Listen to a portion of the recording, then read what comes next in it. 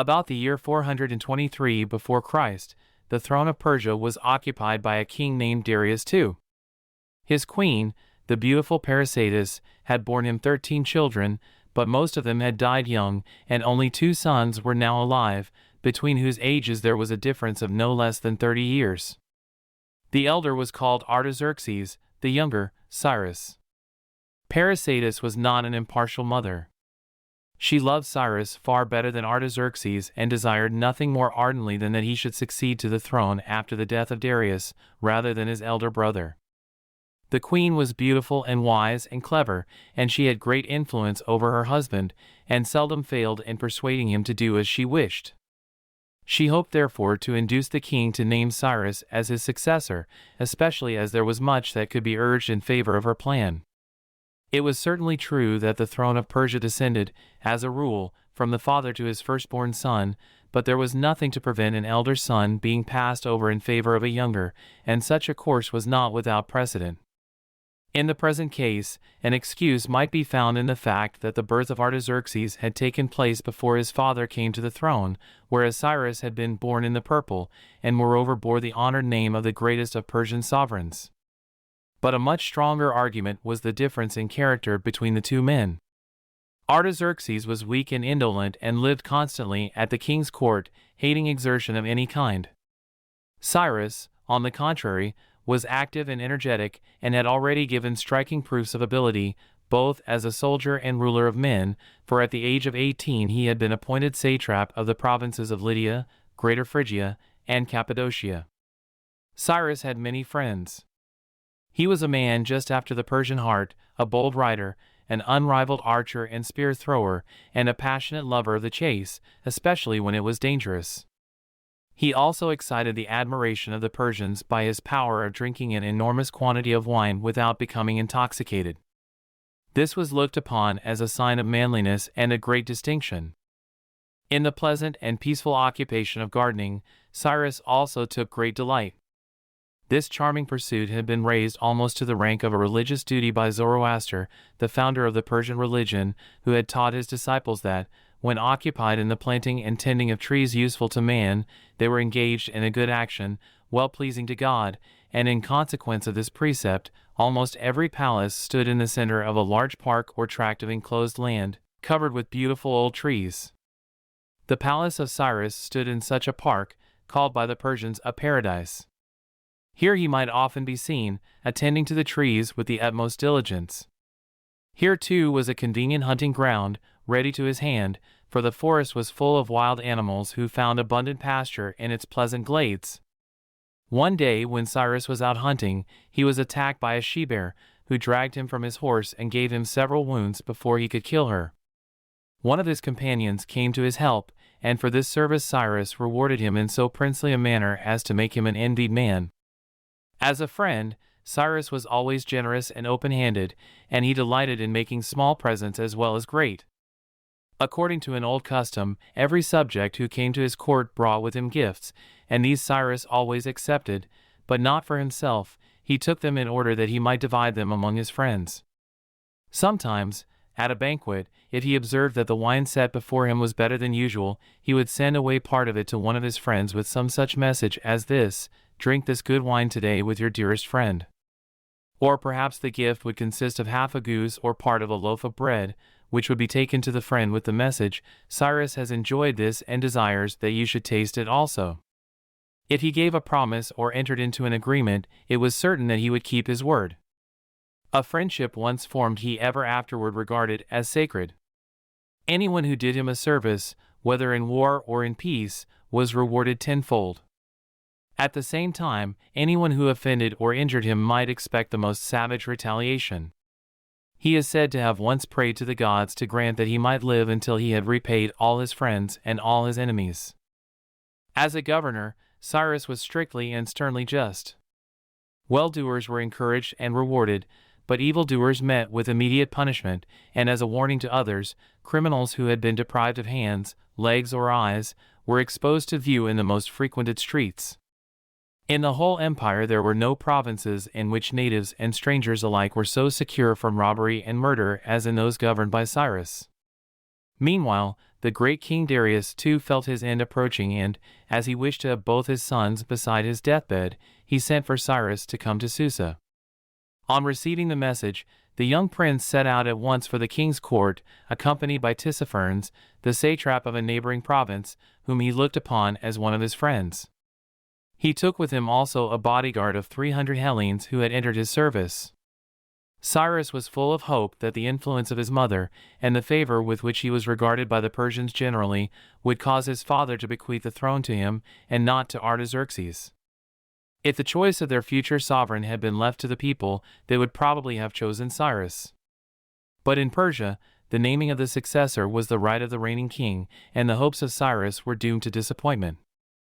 On his deathbed, Darius named not his younger, but his elder son, and the upright tiara, encircled with the golden crown, passed to Artaxerxes.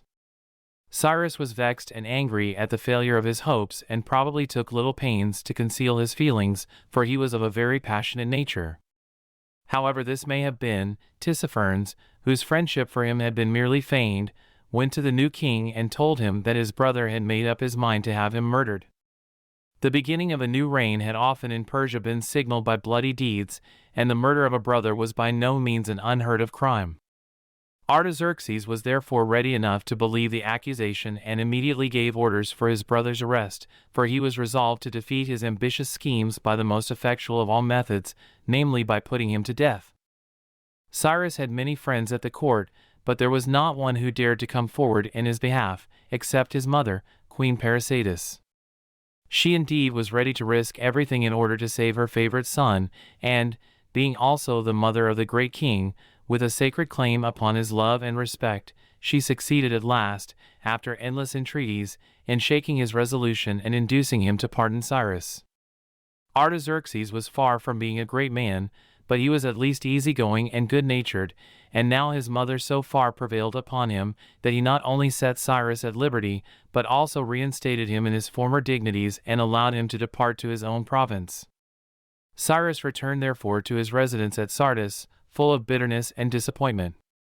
It is not known whether or not he had really plotted the murder of his brother. The story may very possibly have been invented by Tissaphernes through envy of Cyrus and in the hope of succeeding to the government of his provinces. This much, however, is at least certain, that after having been treated as guilty of high treason and condemned to death in consequence, Cyrus had but one object in life, and that, to further this object, he did not hesitate to employ the power entrusted to him for a very different purpose. From this time forward his whole mind was set upon obtaining by conquest the throne of Persia.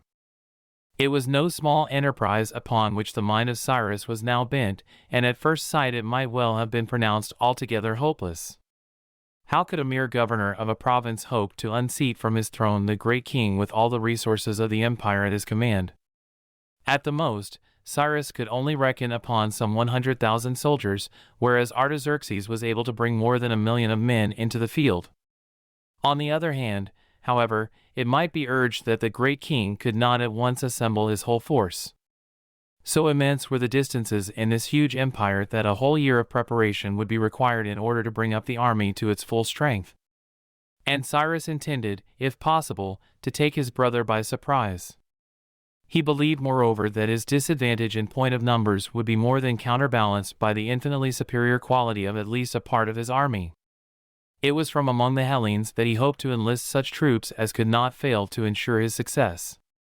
Some years before this, he had visited Hellas as his father's ambassador at the time of the Peloponnesian War, and had observed the unusual talent displayed by the Hellenes for military enterprise.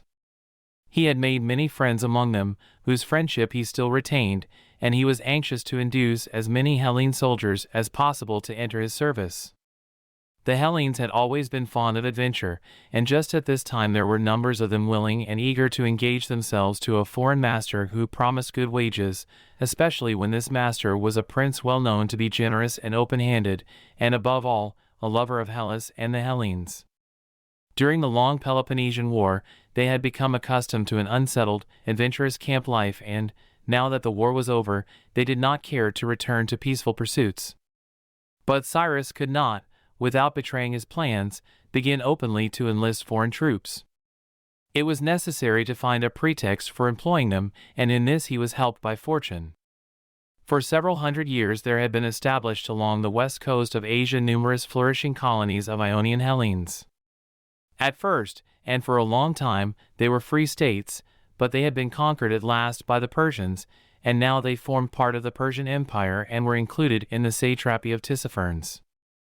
Most fortunately, however, for Cyrus, it happened that just at this time the Ionian cities rebelled, not against the great king, but against Tissaphernes, and begged Cyrus to take them under his protection. To this he gladly agreed, for it gave him a pretext for declaring war against Tissaphernes, and supplied a cloak with which to cover the preparations he was making for his great enterprise. Accordingly, he sent word to the Ionian cities that their garrisons should be strengthened by the addition of Hellene soldiers, which he proceeded to levy for the purpose.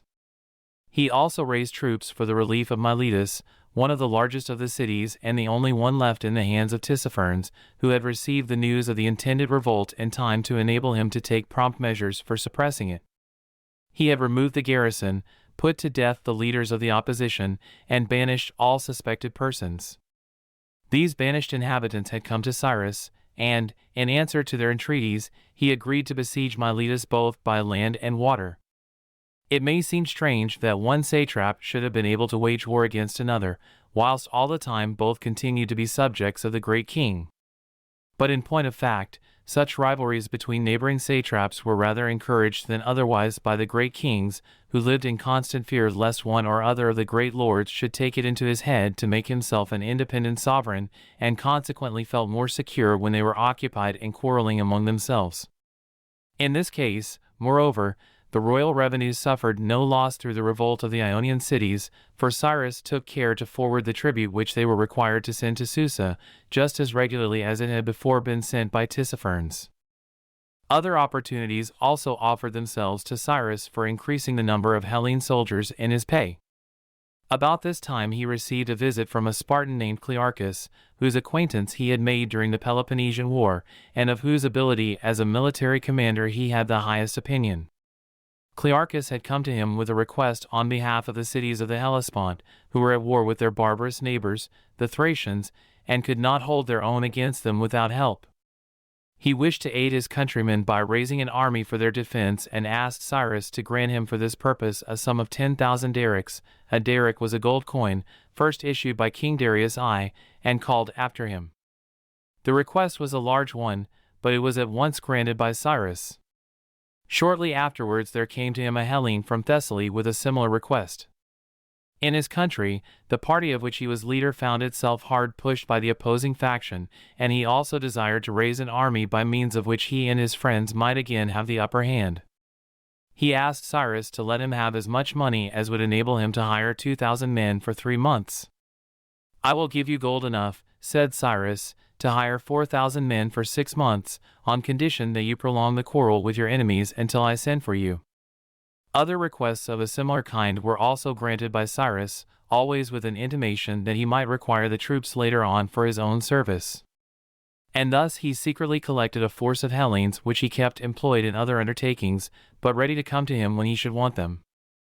Meanwhile, he was careful not to neglect any means of improving the barbarian soldiers of his provinces, and this could be done openly, for it was part of his duty as satrap to practice the troops in all kinds of military exercises calculated to increase their efficiency.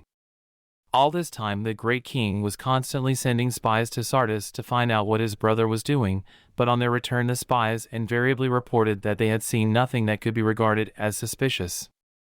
The fact was that Cyrus knew so well how to make himself agreeable to the spies that, although they reached Sardis as the friends of the king, they always became, before leaving it, the friends of Cyrus.